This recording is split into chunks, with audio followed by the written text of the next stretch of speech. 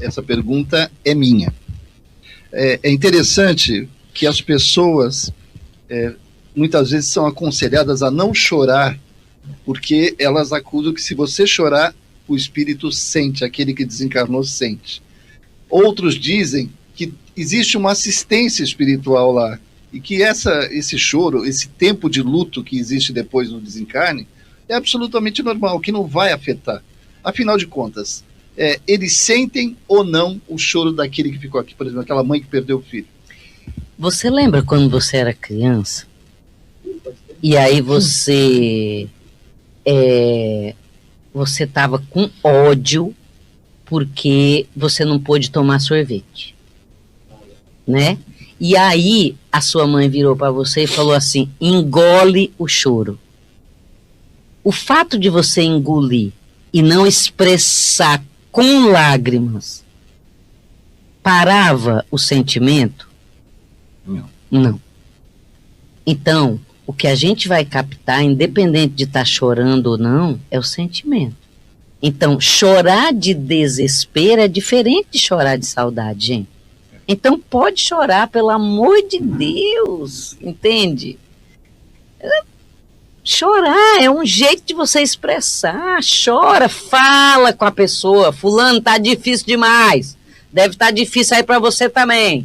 Então, vai se ajeitando aí. Quando você estiver bem adaptado, me dá um sinal. Vem no meu sonho, me dá um jeito de me dizer que tá tudo bem. É isso, gente.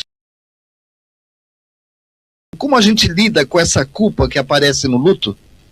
Então, Kátia, obrigada, viu, pela sua pergunta. Viu, Deusa? Aproveitando, né, que ele falou do espiritismo e como tratar isso do luto, o Ricardo Luiz, ele faz um relato pessoal, e eu peço vênia para poder ler. Fiquei viúvo em novembro de 2020, então vivi um luto durante 2 anos. A minha esposa teve câncer de mama em 2011 e metástase em 2007. Foram 9 anos de tratamento oncológico. Por ser espírita, achei que estaria mais preparado para esse momento. Mas não.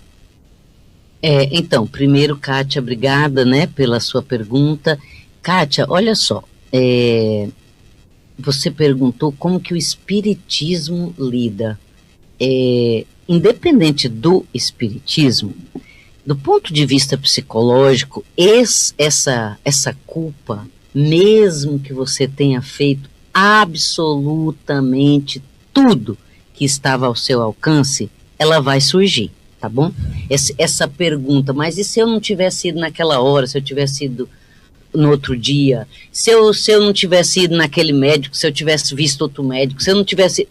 Vai ter, tá bom?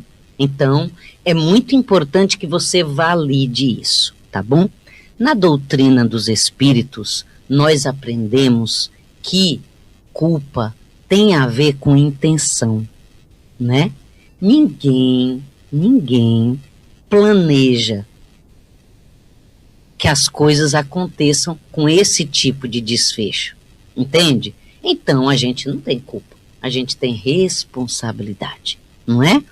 E aí, a gente vai vivenciar. A deusa Samu, tem uma dica para essa pessoa que está 4, 5 anos vivenciando um luto, mas de uma maneira bem intensa?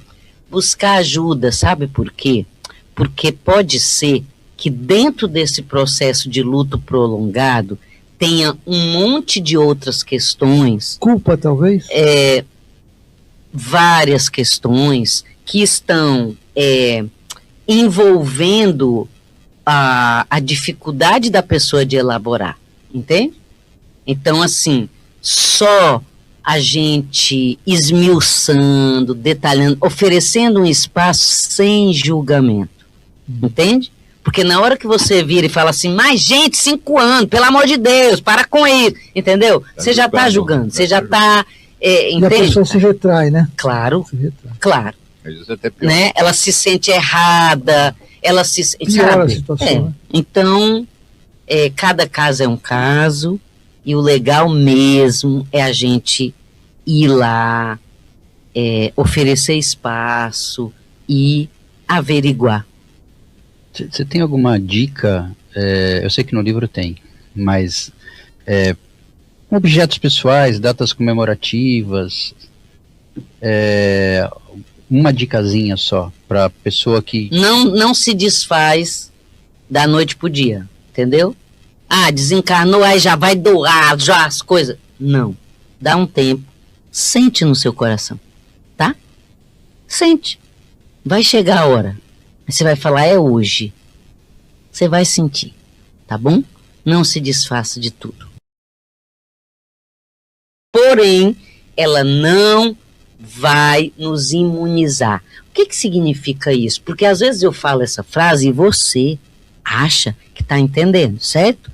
Eu vou ilustrar, eu vou fazer um paralelismo para você nunca mais esquecer, beleza? Então tá, olha só, são 21 horas e 20 minutos no meu relógio.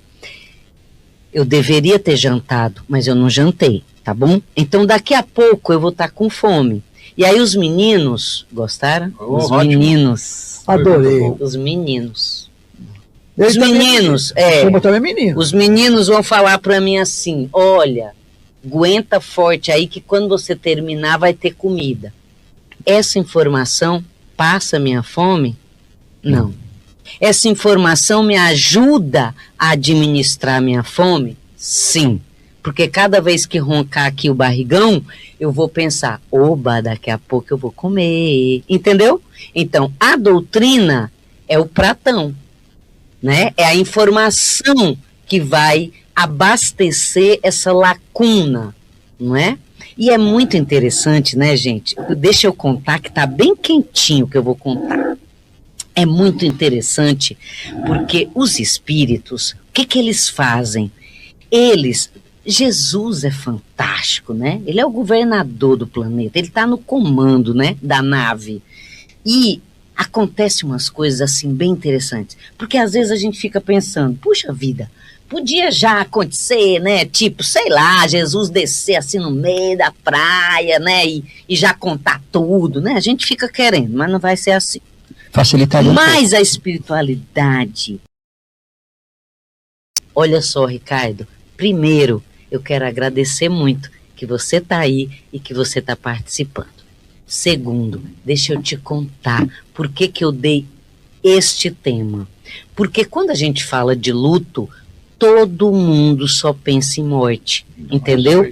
Luto não tem a ver só com morte. Luto é tudo que você faz para elaborar uma perda.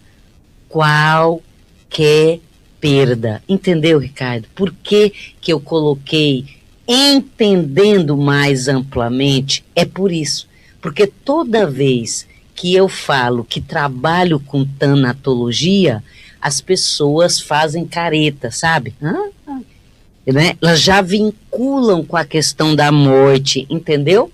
Então foi por isso. O luto, todos nós vivemos todo dia, porque todos nós vivemos vários tipos de perdas, entende?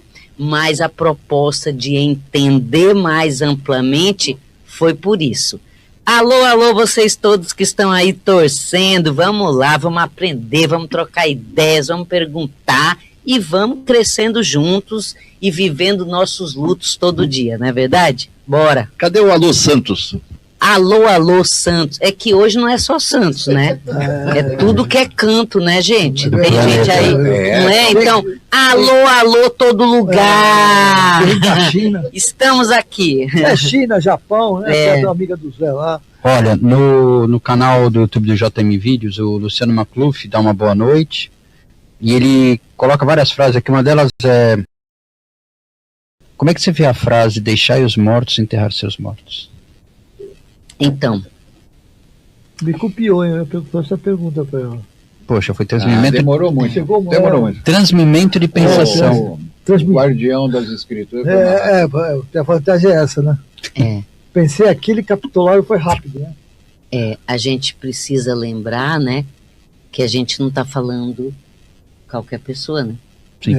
A gente está falando de Jesus, governador planetário, e grosseiramente falando, ele não dava ponto sem nó, né?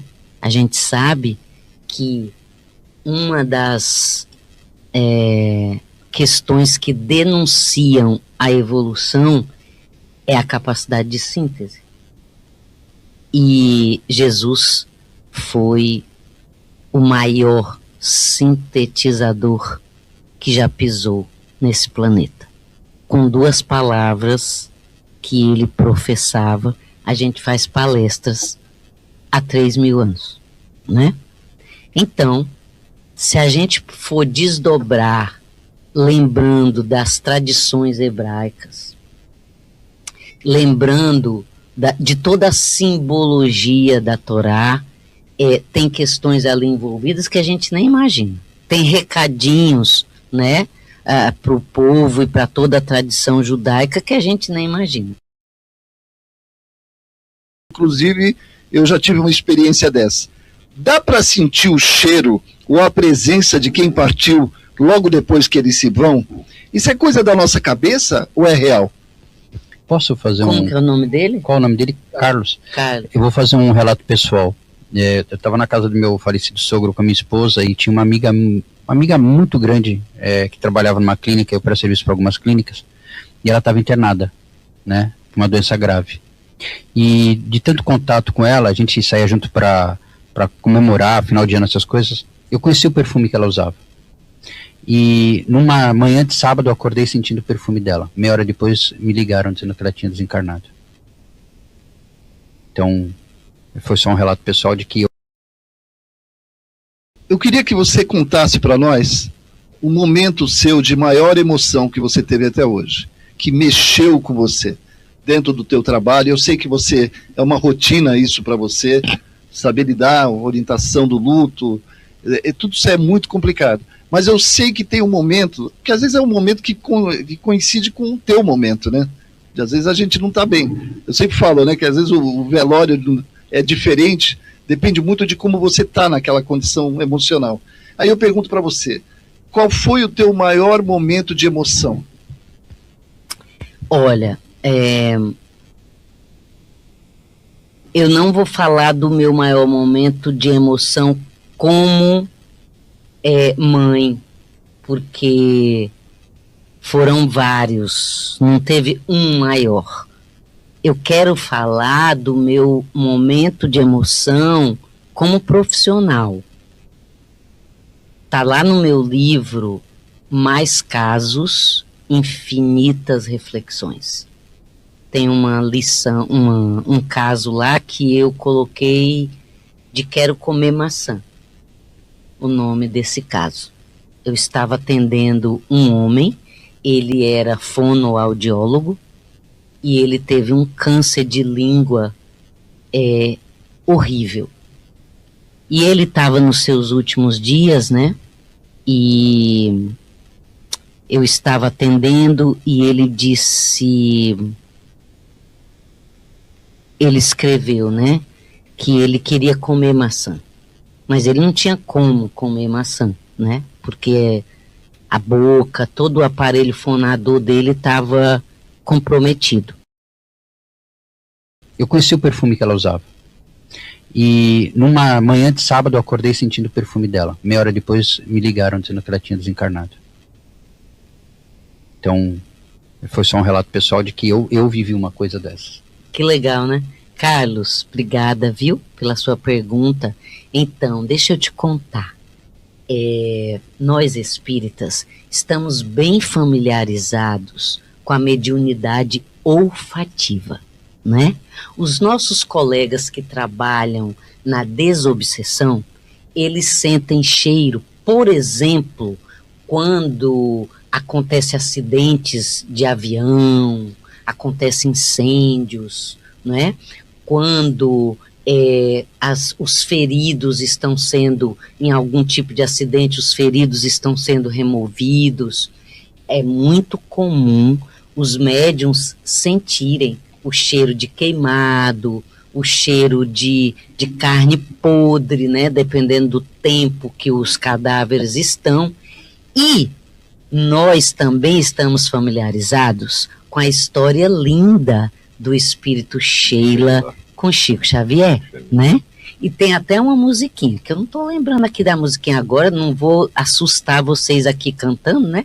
Mas que diz assim que o perfume, né? O perfume de Sheila, não sei o quê. E toda vez que a Sheila se apresenta em algum lugar, se tem médium olfativo, ele vai sentir.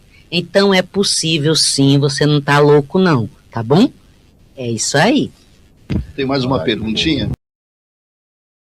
Ninguém fez ainda, eu acho que seria interessante ouvir a sua opinião. Qual é a importância da oração para a gente enfrentar essa perda, esse luto de entes queridos, tanto para nós como para eles do outro lado? Uhum. Então, a gente aprendeu a rezar. Rezar é você repetir palavras, entende? Jesus deu a ideia da oração do Pai Nosso, que é uma oração que é completa, não é? Mas a gente reza, a gente não ora, entende?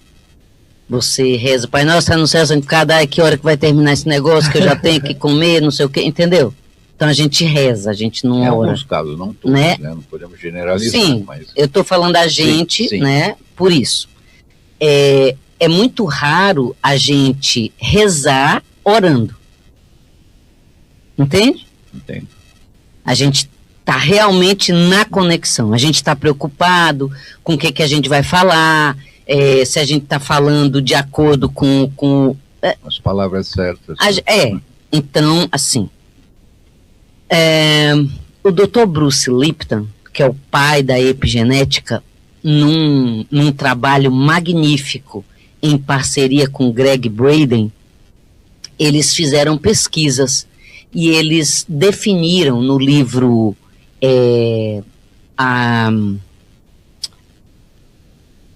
eu vou lembrar